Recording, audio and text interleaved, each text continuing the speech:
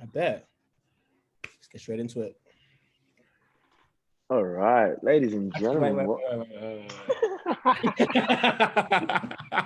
Yeah, not so fast. Yeah, I bet. Go. So, Are we good? yeah. What's going on, ladies and gentlemen? We are bringing Uncovered live from Zoom land because, anti-COVID is continuing to, stop me from being in the United States to see this man.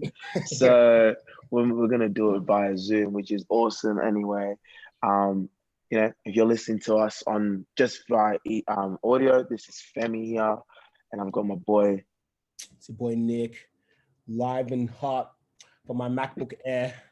It's crazy, but I love, like before we get stuck into it, I want to just say something like, I love the fact that COVID has given us the opportunity. I know people say this a lot, but I really do think there's been a huge silver lining about COVID, because the truth is, if we didn't have the opportunity to realize the power of things like Zoom and how easy it actually is to connect with someone, even via Zoom, we probably wouldn't be having these connections. We probably wouldn't be having these conversations, because someone would have been like, I don't want to do an interview over Zoom, bro. Like, I don't want to do that. Yeah.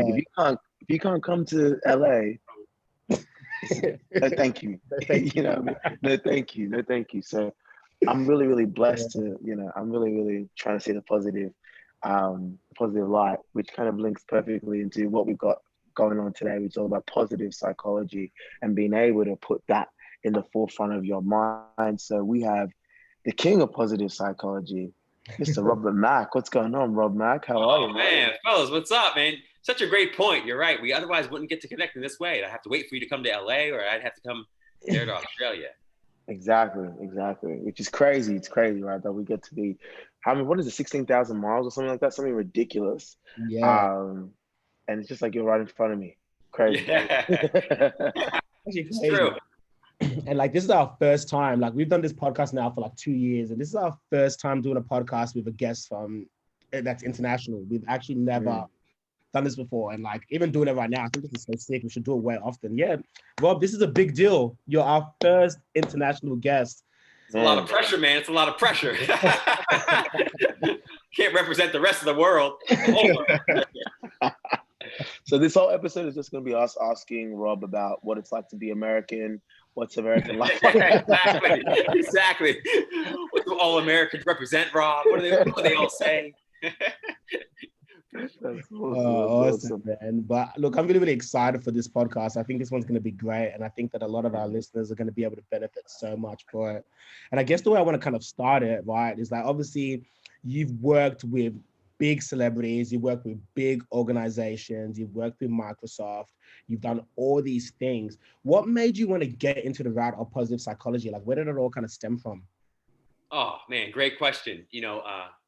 It was very humble beginnings, brother, very humble beginnings. I was like the unhappiest kid you can ever imagine. I was just unhappy from like basically birth. I remember being really unhappy, really self-loathing, hated myself, and I was just filled with stress and anxiety. And I always thought over time I would grow out of that. You know what I'm saying? I was like into basketball. I didn't love school that much, but I did pretty well because I was afraid of my dad. He's a disciplinarian, and he made sure we, did what we needed to do to get through school and stuff. So I always thought, look, I'll get good grades. Maybe, who knows, I'll get a college basketball scholarship. I have a girlfriend at some point. Maybe I'll even make some friends, and I'll just grow out of this unhappiness. But that didn't happen, man. It just got worse and worse and worse. I became more and more depressed to the point that I became suicidal. And then I decided I was going to do some research on ways to kill yourself. I decided I was going to slit my wrist. So I went to the kitchen, got a kitchen knife, and then just rammed it into my wrist, And oddly enough, man, at that moment, without anything in my external circumstances or conditions changing, because honestly, I had a good life. I was healthy. I had a good job. I didn't really like the job, but I made good money. I had a beautiful girlfriend. I had a good life. But despite all that, I was still so deeply depressed. When I rammed this knife into my wrist for no good reason, without anything else changing, I just felt like peace for the first time in my life. It was really like this palpable joy and even love, and so it was very, very unexpected. It was a bit of a surprise to me. So in that moment, I was like, oh, this is odd. Maybe I should put off the suicide thing for like an hour. And that's all I committed to in the beginning, man. It was like an hour, you know, it was like, and honestly, I wasn't even committed to the whole hour. I was just like, maybe an hour. But in my head, I was like, I probably can do 5 minutes. And in the 5 minutes, I started doing a little bit of research. And then lo and behold, I started finding out that there were a lot more people out there in the world who were deeply depressed and suicidal than I was ever aware of. And I also discovered that there were lots of people that had solved for it. So that's what began my sort of research, and that eventually led me to discover, you know, the field of positive psychology. So how did that, because that's a big transition, right? To go from being in that kitchen to now being someone that's dedicated their life to positive psychology. What's that in between? Like, what was the transition into that? Did you have to, like, what was the thought process like? Because that's huge. That's a huge transition. It's a great question. You should do this maybe for a living or something. It's a great question. You know, I mean, in between that moment and when I actually matriculated into that applied positive psychology program at the University of Pennsylvania, there was like over a decade. And in that decade, mostly it was me taking 2 steps forward, like 100 steps back, reading everything I get my hands on, asking people, random people sometimes, like, you seem like a happy person. Why are you happy? You know, like just everything I could basically discover about happiness and unhappiness, I tried to discover. And little by little, started digging myself out of this deep, dark, depressing hole that I had dug for myself. Somewhere in that period of time, I made some very drastic decisions as well. You know, the first decision, of course, was that instead of focusing on unhappiness and depression and all the reasons I had to be depressed, I started making a study of happiness, right? The second decision was like, look, if this really good job and great money and, you know, very troublesome relationship, but beautiful, wonderful woman, is all leading me to feel so deeply depressed, maybe I should make different decisions. You know, so I decided, well, I'm gonna move to Miami from Philadelphia. I didn't like the cold weather. I like warm weather. I like beaches. You know, I decided I was gonna, you know, work this corporate job anymore. I was gonna try and do something else. And I made all these decisions. And honestly, I didn't know what I was doing. I was just trying to do something new. I was trying to, you know, mix things up a little bit, and it was scary. But one thing led to the next, led to the next. And so in that period of time, I was like tracking everything that was working in terms of happiness tips, tricks, and tools. And I was keeping it in a journal. And then when I would eventually book these modeling gigs, because at some point in time, when I didn't have a corporate job, I couldn't find any other jobs. I was approached once on this road called Lincoln Road in Miami, South Beach, by a guy. And he said, hey, you ever modeled before? Now, I thought I was the ugliest guy in the world, man, you know, so I never thought it was something that was possible for me. So in any case, I thought he was Happens to me too, Robert. Yeah, all the time. I know that's true. I know you look clean. I can tell. So, you know, he said, hey, you want to come to the agency? I thought he was joking. Then it happened to me again the following week. So eventually I went into the agency. But long story short, I started this modeling and acting career for about 10 years. But the entire time, I really just wanted to do my little scene and then get back to the trailer so I could read my happiness books and my don't kill yourself books, you know, and take notes on them, because that's what I was doing. So long story short, I was doing that, and then I eventually found this program at University of Pennsylvania in applied positive psychology, and my private practice. Yeah, that's amazing. So you went on your, sorry to cut you, Nick, because I think that's just really interesting. So you went on your own pursuit of happiness, right? And what was the point where, or was there ever a point where it kind of clicked to you that, okay, I'm either starting to become happy or I am now happy? You know, I felt like I was recreating the wheel from scratch, you know, and so I didn't really even know what direction to turn. So it took me longer than it needs to take anybody else. But I would say it was like, man, it was probably a year and a half or two before I suddenly came to the recognition that, oh, wait, I haven't thought about killing myself like dozens of times today. And I kind of don't really remember thinking about that yesterday either. You know, like it was like that kind of thing. It had happened so subtly and yet at the same time, so suddenly, right? It was like so slow, but all of a sudden it just occurred to me that it must be working. Some of these things must be working. So it took me probably about a year and a half or so before it really started to click and then build more and more momentum. And at some point you hit a tipping point, and then you have momentum behind you and it becomes a lot easier. Yeah, it's incredible. And I think what really stuck out to me is the point that you were talking about. You had all these things that I guess from any external point of view is like, yeah, you're ticking all the boxes for happiness. You know, you've got a girlfriend, you've got a job, maybe a loving family. You've got all these things. So it's like, okay, well, why aren't you happy? Why are you now at the verge of now being like, I'm gonna slip my wrist. I'm suicidal. I'm trying not to kill myself. And I think those are the signs that people often don't really recognize. They think that from an external point of view, it's like, yeah, everything's gravy. That's what happiness is. That's what it is that I'm striving for. But we see it time and time again. You know, we see these celebrities, these people that people idolize that are at the verge of wanting to end their lives. So what do you think takes people to that point? Or what do we, I guess, actually, let me reframe that question to be, what do you actually believe happiness to really be? Happiness is your true nature. It's innately, intrinsically, inherently who and what you are.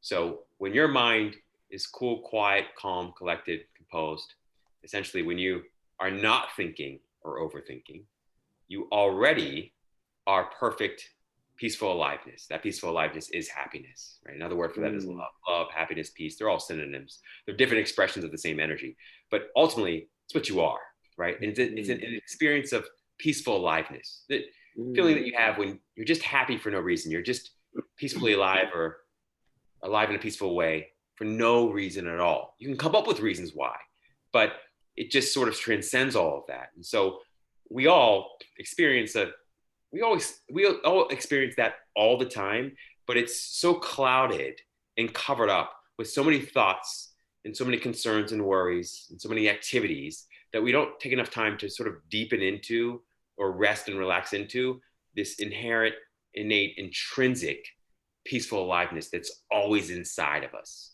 right? And so that's what I did. I think most of us do that. We take the long scenic route or path to happiness. We route it through other people, other things, other places, you know, and eventually you come around to realizing that even the most beautiful car, most beautiful man or woman, even the most incredible job and unlimited money can't give you the one thing that you know, actually essentially are. So I think that makes a lot of sense. So happiness is trying to achieve that true alignment with self, right? So that begs the question.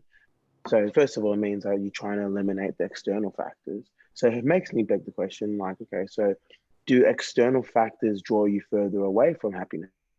So if they may not be adding to your happiness, but does that mean that they're actually drawing you further away? And if that's the case, should we be trying to avoid those things and going on our own kind of journey of trying to discover self? You have thought about this before, haven't you? Yeah, you know, it's funny that you say that because I think a lot of us, I know I certainly struggle with that particular question.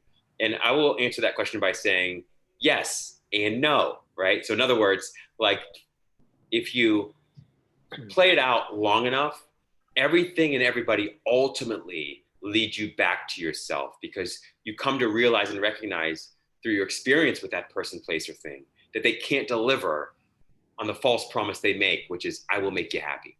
Nothing and nobody can ultimately, lastingly, meaningfully, and abidingly make you happy. It's impossible because it's what you are, right? And so in the long term, all those things eventually lead you back to yourself. But in the short term, you have these experiences and you think, oh, for a little while, I got a little pleasure and it did make me happy, but then it fades. And then so you chase a bigger version of that or a better version of that or a different version of that. And then you get that and then it fades, you know? And so you're always chasing this moving target. And interestingly enough, the target that you're looking for, the goal that you're seeking is within you, it's yourself, right? And so the answer is that yes, external things lead you away from the source of true peace, love, and happiness itself. And yet at the same time, they also lead you back to the source of true love, peace, and happiness itself. And then there's also something greater than that, which is, and I don't want to go too far with this, but all those things also are contained within your consciousness itself. And so they actually aren't external to who and what you are, because who and what you are is consciousness itself, right? And so there's a whole nother level to it, which is that, so it's yes, no, and, you know, all things being equal, you can't really ever leave the source. You can't really ever go after anything external because it's all inside of you. The world is not outside of you, it's inside of you, right? So I know that might got a little bit abstract or esoteric, but that's just the truth. Yeah, Wow. I think that makes perfect sense because it's sometimes you need that external reminder that isn't the one that's actually doing its job, but it's just reminding you that you are capable of doing that job, right? Like a good, let's say, for example, a good manager or leader, they're not the one that's actually doing the job for you and making you good at the job, but they're the one that is, showing you that you are the one that is capable of it. Yeah. So good, Yeah. man. I love the way you put that. It's true. I kind of think of everybody and everything in the world as a personal trainer for unconditional Mm, happiness, or personal trainer for mm, self-love, or personal trainer for unconditional peace. To your point, it's like, yeah, I mean, we see all these things and people in places as, on one hand, as something we're trying to achieve. On the other, when they're not desirable, we see them as something to be overcome. But mm, ultimately, if we look at it, they're all unwittingly or wittingly cooperating together, collaborating together for our good, for our happiness, right? mm. And it doesn't always look that way or feel that way when you're in the throes of an argument, or you can't, get the girl, you can't, get the money or whatever. But ultimately, at the end of the day, it's all bringing you back to a much deeper, fuller recognition of your unlimited power and your unlimited happiness. Amazing. That's I so love that. good. I want to ask you, Rob, what what is the role that epigenetics play in happiness? Because we're going off the angle that happiness is intrinsic, it's up to us. Surely there's like a genetic makeup, or there's something in there that plays a role in our happiness. Great point, man. So there's a formula, positive psychology researchers have come up with a formula for happiness, which is basically H equals C plus S plus V. So H is the happiness, equals C, circumstances and conditions. So that's usually what most of us think about when we think about happiness. It's, it's the money, it's the car, it's the health, it's the beauty, it's the youth, whatever. That, believe it or not, only accounts for 10% of your overall happiness score. So if you were to think about or dream up your ideal life with unlimited money and unlimited partners, whatever it is you want in your life, that would only still account for 10% or less of your overall happiness score rating. Okay. Then there's the C, the S is really what we're talking about when we talk about sort of epigenetics and DNA. Really, we're talking about a genetic set point. So we all are born or come into the world with a set point. We're hardwired for a certain amount of happiness, essentially. And about 50% of our overall happiness score is hardwired into our body. Now, here's the thing. It's not really truly hardwired. It's more like soft wired. And so as you go about living your life, you can turn that, number up, you can turn it down based on, what you eat, who you spend time with, the activities you engage in, the thoughts that you entertain in your head. And so that 50% is perfectly malleable, right? So it's not like height, it's not really like eye color. You can change it. It's changeable. It's plastic, right? And so that gets into the science of neuroplasticity. But the point is that you can turn on and off genes simply by the thoughts you think, or the company you keep, or the food you eat, or the environment in which you spend your time. And so that 50%, totally malleable. The final 40% of this happiness equation is the V, which is voluntary activities. And so really what we're saying is at least 90%, I would argue 100%, but at least 90% of your happiness is totally within your control. Man, that's that's actually really exciting. So like for the people that are listening as well, people that feel like I can't be happy, or my circumstances, my conditions or whatever, then allow me to have that fulfillment and joy in my life. Basically, for what I'm understanding you're saying, Rob, is that we have the choice, we have the power to be able to bring happiness into our life, because it's something that's ingrained with us. And it's interesting because in a lot of our experience, because we're off the back of it from a clinical perspective in a hospital, a lot of the people that we speak with, they've been exposed to significant amount of traumas, significant amount of conditions that have had significant impacts on their life, the way they go about with doing things, and all these preconditions that have occurred in their life. And if I understand correctly, we're saying that only 10% of that contributes to our happiness. So that means then for the people that are stuck and are feeling like they can't go past their traumas, what kind of advice would you say to them? Oh, so good, man. You guys give me shivers just connecting. I get these soul shivers, when you're connecting with people that you just feel like you're one with, right? And so I'll say two things to that. One is I don't want anyone out there to feel that, first of all, I want to say happiness is an equal opportunity endeavor. Okay. Now, that being said, there are definitely extenuating conditions and circumstances in our lives that make it extraordinarily difficult or more difficult to find that happiness, right? If you come into the world and you're born wired a little low in happiness, or you're born into abject poverty, right? Or you're born without parents, or you have, it can make it much more difficult in lots of ways to find that happiness. Now, in other ways, it can actually facilitate and expedite your finding the source of happiness within you, right? Because all of a sudden, you're forced to turn back on yourself and look deep inside for whatever it is that you're trying to find in the world, right? So that's the first thing. And positive psychology has found that, if you're not able to pay your basic necessities and you're living in abject poverty, more money will increase your happiness, right? And so please know that it's not just that, if you are absolutely homeless and poverty stricken, that life is just going to be charmed existence. It's not. Now, further than that, more importantly, what we found is that PTSD, post-traumatic stress disorder, gets most of the airplay and the airtime in the world. So we hear about people going through major trials or tragedies, or some kind of travesty, and they experience this adversity, and they experience a host of sort of negative effects as a result of that, adverse mental and physical health effects as a result of that. And we talk about PTSD. But interestingly enough, post-traumatic growth is a much more consistent, much more common outcome, even when people experience PTSD first, right? So post-traumatic growth, what that means is that most people actually may experience all kinds of negative repercussions or effects as a result of facing some kind of major life tragedy or adversity.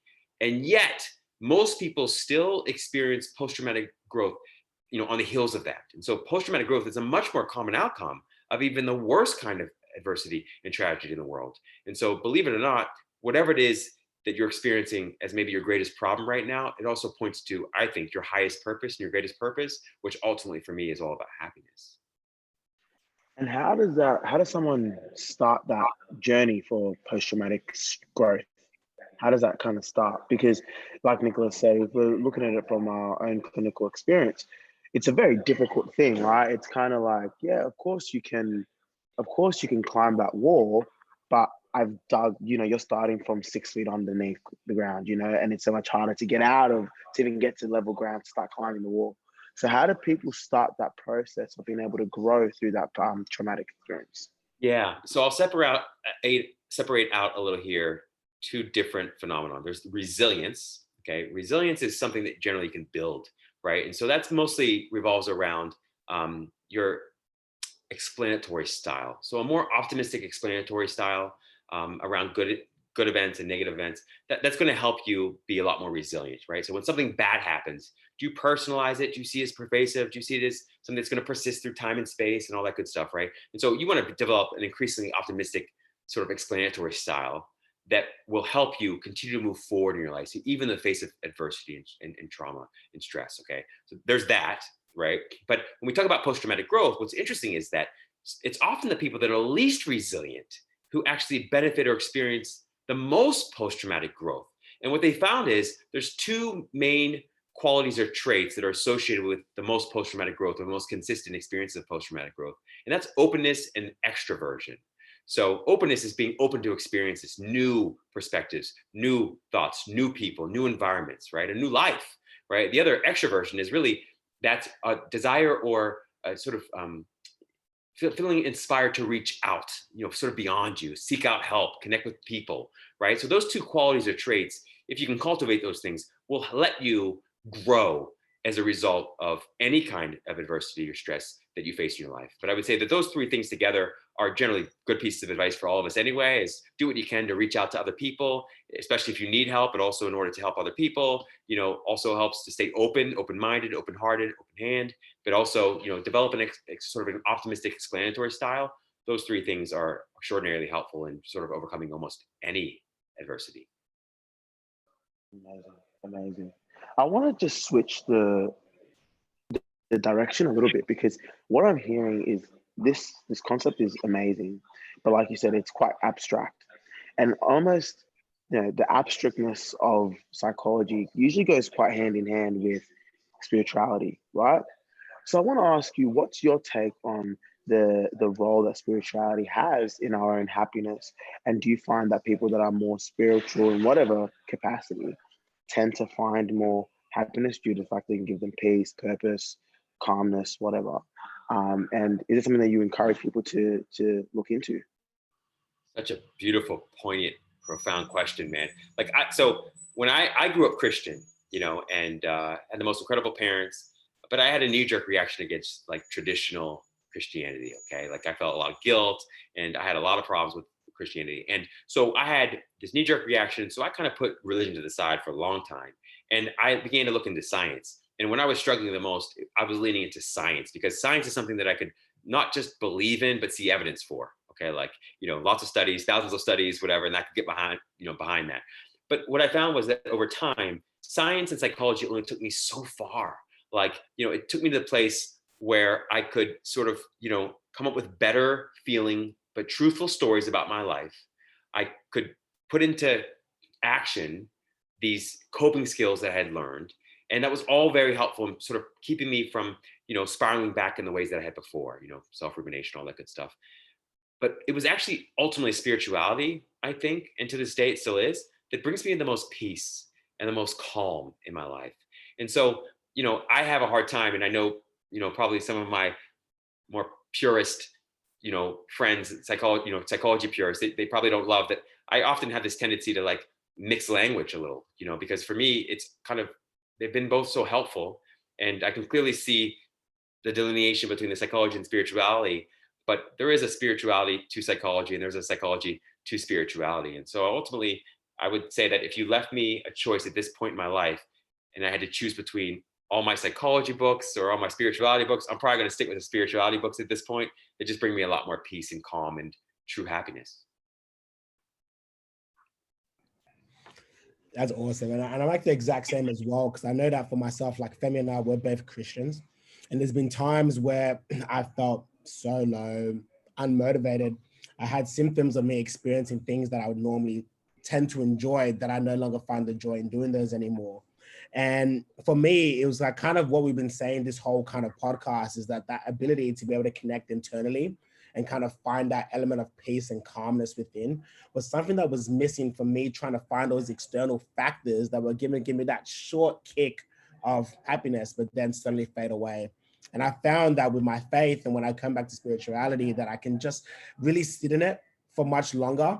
And then I can take that with me to, throughout the rest of the day, into my life. And there are obviously going to be moments and step backs where external factors might influence my mood again, but I always know that my safe place is within Christianity and having my faith.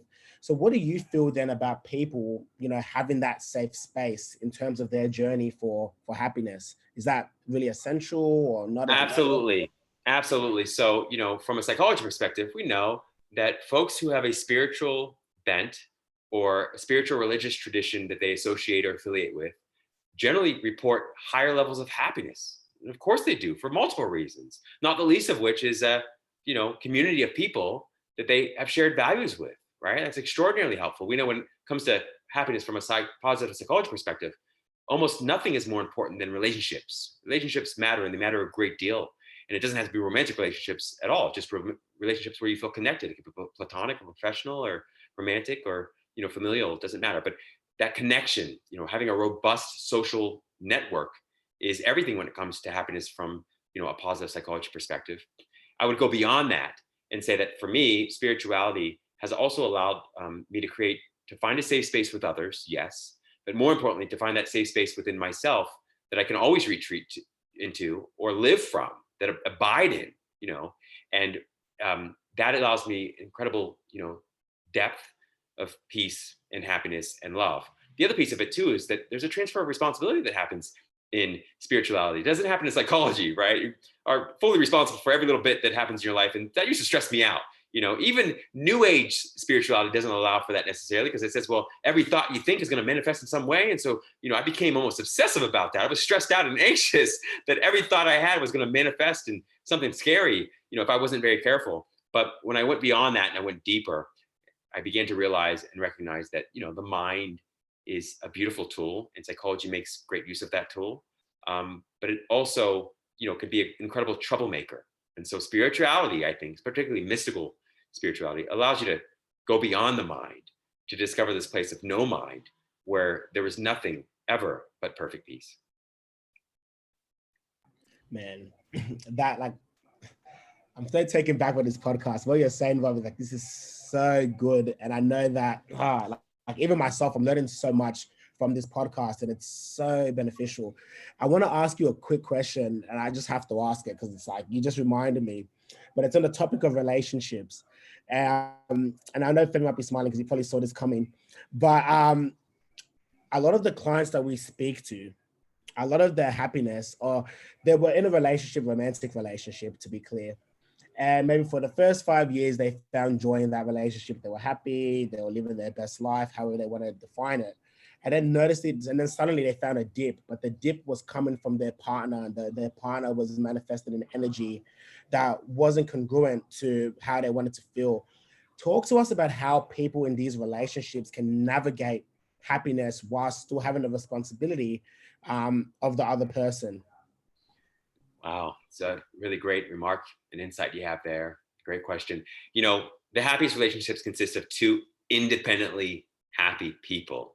I have to repeat that because we always find ourselves wanting to blame or hold responsible the other person for how we feel, you know, and it doesn't happen just in, romantic relationships. It happens in all relationships, but the happiest relationships consist of two independently happy people. And so a huge piece to being happy together is knowing how to be happy alone, right? If you can be happy in your aloneness, you can be happy in your togetherness. But if you don't know how to be happy in your aloneness, you could never be happy in your togetherness with anyone else, you know?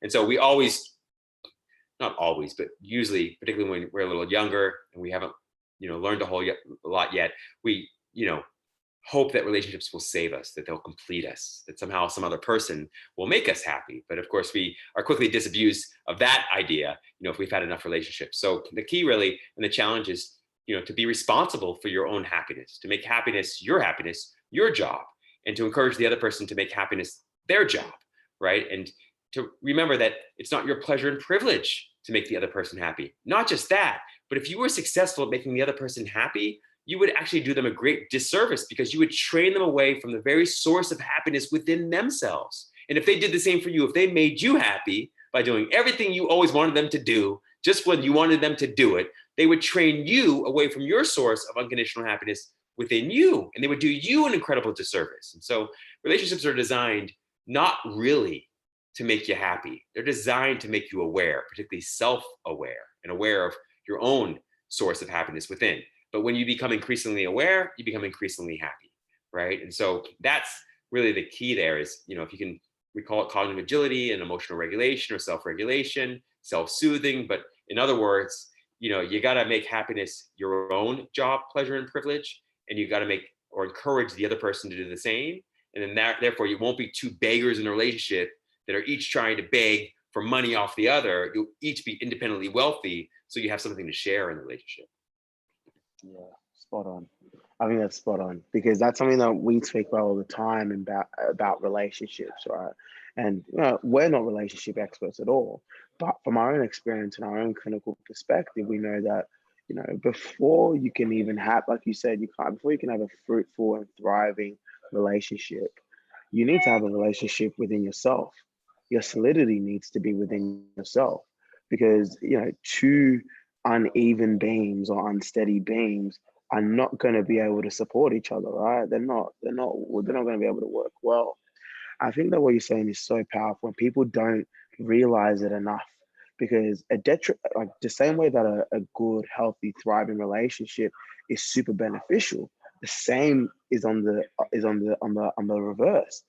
A toxic, unhealthy, unloving, disruptive relationship is highly detrimental to our own peace and happiness and positive psychology.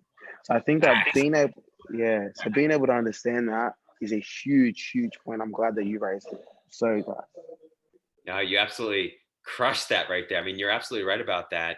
It's easy, to fall into the trap of thinking that your happiness is somewhere outside of you and in the future. That's the ultimate trap. That's what practically every every mistake we make around happiness is really kind of two kinds of mistakes. One mistake is looking for happiness outside of you in the future or in the past, when it's really inside of you right here and now. And the second is that every case of unhappiness is really a case of mistaken identity, right? You think that you are this lifestyle, or you think that you are this job, or you think that you are this money, or you think that you are this body, or you think that you are this mind. And so when something happens to the body or the mind, the reputation, the job, the money, suddenly you think something's happened to you. But you're that which is aware of all these things. You're so much bigger than that, right? You're so much more all-encompassing than that. And you're so much more untouchable and invincible and immovable and unshakable than that, right? And so, yeah, at the end of the day, it's just usually some erroneous ideas that we have around happiness that misleads us or misguides us in terms of finding happiness. For sure, for sure. So for the people that I've inspired, including myself, off the back of this, and they're wanting to pursue their journey of happiness, where can they start? And I want us to kind of like, maybe if you would mind for the first part about relationships, because I think that was so powerful. And for people that are in relationships, they might be like, yeah, I've been quite codependent on this other person bringing my joy and happiness. And now I want to step away. How do people firstly have that conversation to be like, you need to be responsible for your happiness, I need to be responsible for my happiness? And then after that, what is for people that aren't in relationships, what does the journey kind of look like for when they want to start that journey? Yeah. So you have that conversation with a partner or lover very carefully, very diplomatically, very sensitively, right? I am a big believer in positive communication. So there's an acronym that I use that I love, which is before I speak, think. And think stands for T. The T is true. So I want to say what I'm going to say in a way that's just as true. The H is helpful. The I is inspiring. The N is necessary. And the K is kind. So you want to try to say what you want to say or what you need to say in a way that's true, helpful, inspiring. Only share what's necessary and say it in the kindest way possible, right? So it might sound something like, sweetheart, I love you so much, and there's nothing that makes me happier than knowing that you're happy. And I want to be happy, and I know that you want to be happy. And I've also discovered I'm not really good at always making you happy in just the way that I want you to be happy. And I've got a feeling that you're probably even better than me, at finding or being the happy person that I know that you ultimately are. And so I know that my job and my pleasure and privilege is to find and to work on, deepening my own happiness. And I want to do everything possible, everything that I can do to support each of us in finding the happiest relationship or creating the happiest relationship possible. And so I'd love to talk to you about, how I can deepen my happiness and how I can support you in you deepening your happiness. And, let's talk about it, because at the end of the day, we're in this thing because we both want to be happy and there's nothing that we want more. So anyway, be something like that. But you want to do what you can to try and stay focused on what you're going to take responsibility for and the ways in which you want to support them in finding or gaining or achieving what they want. What you want to be careful of is doing the opposite of that, which is telling them what to do or telling them what you're not going to do. You can say all that stuff, but you want to say it in a way that that keeps their mind and their heart and their ears open to actually receiving it and executing against it, if that makes sense. Right. In terms of, folks that are or aren't in a relationship, I kind of think of it as of the happiness journey as like maybe a 4-step process. It is possible to jump directly to the 4th step because the 4th step is a cheat code. Okay. It's like a master key. And I sort of, gave a little teaser on that a little earlier, but the 4 steps are very simple. The first step is, it's all about happiness being what you do, right? So when we start a happiness journey, we mostly think, look, I want to take some trips. I want to see some beautiful women or some incredible guys. It's like, I want to make some money. It's that. So what you want to do is you want to just track or write down what I call your happiness islands. Those are activities or things that you enjoy doing, that you feel inspired doing, that you feel energized for having done, but write down your happiness islands, right? So those are activities that with very little time, energy, effort, allow you to feel happy to be alive. But then at some point you graduate beyond that. And so as step 2, you want to begin looking into your life, your social life, and do what you can to only spend time with people that, if aren't happy, at least aspire to be happy. One of the most detrimental things you can do in terms of happiness is spend time with people who don't want you to be happy or don't even have happiness on their radar at all, right? Generally, the happiest person doesn't pull the less happy person up. Instead, the least happy person pulls the happy people down. Okay, so it doesn't matter how strong you are in happiness. Generally, if you're surrounded by unhappy people, they will pull you down. Okay, so that's number two. The third step is really about telling a better feeling story about everything and everybody in your life, starting with yourself. So you tell a truthful but better feeling story. So instead of saying, it's a terrible day outside, you say, oh, it's raining today. Just stick to the facts. Or I really love the sunshine. I'm really looking forward to the sunshine, right? Or if you have $0 in your bank account, you don't need to say, I'm broke. You might say something, it's only up from here. It's only up from here. But the story has to be truthful, but better feeling, right? Because if it's not truthful, it won't be better feeling. That's the third step. It's really about positive thinking. We'll call it that. It goes a little bit beyond that. But the fourth step is, so at some point in your journey, you realize that happiness is not what you do, because sometimes you can be doing something that you thought was fun and exciting, but today it sucks. Happiness isn't just about the people that you spend time with, because sometimes you can be with the most loving, incredible people, but you still feel miserable.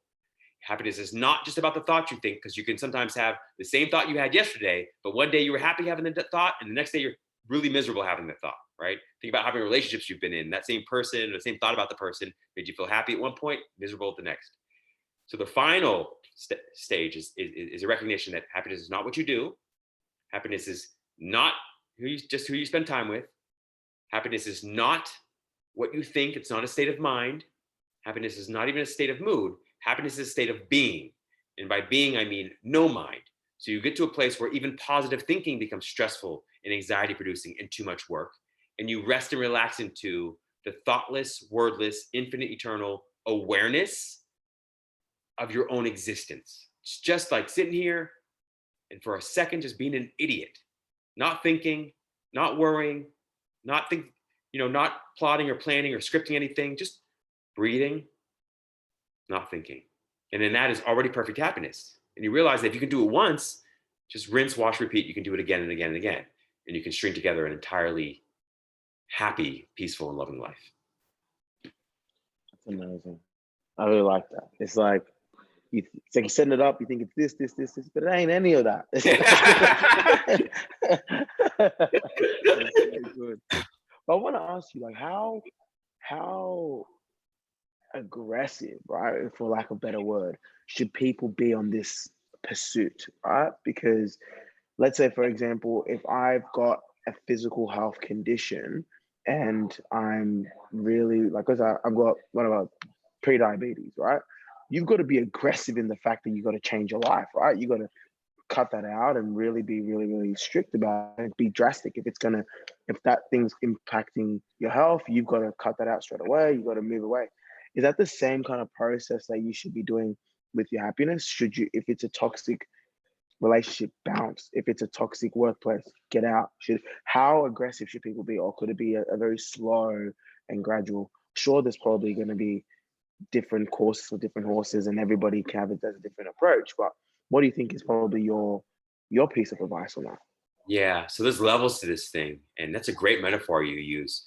The truth is, in the beginning, you have to be very aggressive. You have to be very assertive about it. You want to make some very dramatic changes and shifts in your life, especially in the beginning, because that's when it's hardest, okay? And that's when even the smallest things pull you down, right? When you're just learning to walk, everything is a problem. The wind blows and you're falling back down, right? So that's when you have to be very passionate and intentional and very single-pointed about this happiness thing. And I often joke, you want to make happiness your top career, or at least an additional career, but it should be your main goal. If anything else is your main goal, it will always come before happiness, and you'll always be postponing and procrastinating on this happiness thing. So I believe in making happiness your top goal, and then trusting that success will follow. Lots of science has shown that if you can find a way to get happy without all the stuff you want, you get all the stuff you want much more quickly, easily, effortlessly, and effectively. It's pretty mind-blowing, right? So happy people make more money over the course of their life. They get married younger, stay married longer, are happier in all the relationships, whether they're married or not. They're rated as more attractive. In all the ways, happiness improves the objective conditions and circumstances of your life. So it really is a master key to success, right? And so in the beginning, then you want to be very aggressive, intentional, and single-pointed about it. But what happens is over time, as you build up momentum, you suddenly find that because of the neuroplasticity of the brain, that the brain begins to rewire itself for a much happier, healthier, wealthier experience of life. And within about 21 to 66 days, if you're very consistent with your happiness practice, you'll notice that happiness becomes a lot less effortful, a lot easier, and a lot more enjoyable. And so at that point, things that used to push you off balance don't so much. Now you got that one friend who was always super annoying, whom in the beginning you had to completely ignore and, you know, reject all his phone calls. Now you like have a smile for him. And now your energy dominates the room. Now your energy dominates the conversation, right? And so it's a whole different ballgame. So in the beginning, you have to be very intentional. Then it becomes automatic. Then once it becomes automatic, you still want to be intentional, and you'll find yourself doing it without much effort. But the things that used to knock you off balance no longer do. I think that was a great question for me, by the way, and I think that's an even excellent answer, Robert. I really think you guys nailed that both, and I think that's a perfect way to kind of end it. There's so many more questions that I would like to ask. There's so many things that we can explore, which we probably need to do a part 2 at some point, because you've got so much knowledge and insight in this area of positive psychology that I think that a lot of people need to hear. It's so beneficial. It's so powerful when you really deep it. And for you guys that are listening to the audio, I really want you guys to replay, slow down the speed and really deep what this man is saying, because this is some powerful things that might go over your head. And I really want you guys to absorb as much as you can, because this is so, so powerful. But for the guys that are listening, Rob, and they're interested in your journey, tell us like what's next with you guys, with you and your pursuit. Where can people find you? Plug yourself. Well, the very next thing is a part 2 with you guys, because I'm truly, truly inspired. And I mean that, like, on so many levels, man. You ask great questions. You're fully present. I can tell your heart's in it, your mind's in it, your soul's in it. Like, you guys have done your work. Like, I'm telling you, I love where you guys are at with this. And I appreciate you including me as part of the conversation. In order to find me, folks can find me at my website at Coach Rob Mack, MACK.com. You can find me on all social media platforms, including Instagram at Rob Mack Official. My book, Happiness from the Inside Out, is available everywhere great books are sold, including Amazon and Barnes & Noble. And then the next things for me, I'm working on 4 books that'll be published in the next 2 years. The first one's on love. It's called Love from the Inside Out. And then I'm working on a couple TV shows. We'll see what comes with those, see how that unfolds. And then mostly just trying to live the message, trying to live the teaching, man. That's like where it's at for me, because this world is, and life is not always easy, right? But happiness is worth the effort, right? It's worth the time and the energy. So for me, it's mostly about just continuing these kind of conversations with guys like yourself and really living the teaching. What a way to end. Happiness is worth the effort. Far out. That's perfect. That is just unreal. Well, look, it's been honestly, it's an honor to have this conversation with you, Rob. Like, I think that so many people, like Nick said, are going to come out of here and really do an analysis of themselves. And I think that that's the big thing that this conversation is going to get at. Is like, okay, where am I actually at with my happiness? Am I putting enough effort? Is it my top job, my top priority? If not, why not? And then coming to that realization and being able to realize it doesn't need to get to that low point before we have that trigger. It doesn't need to get to that. And I think that you're an inspiration. Your story is inspirational. What you're doing now is inspirational. And I hope that people really get to that point where they can really see that and make their own transition and make their own, start their own pursuit. Because I think that's amazing. Love that. Preach that. Amazing. Awesome. Well, look, that was another episode of the Uncovered podcast. I'll put all of Rob's details in the show notes. If you guys want to follow us and you want more insight, you know where to find us at Nick and Femi everywhere. And till next time, you guys have an incredible week. And I'll see you guys on the next episode of Uncovered with Nick and Femi. Peace and love.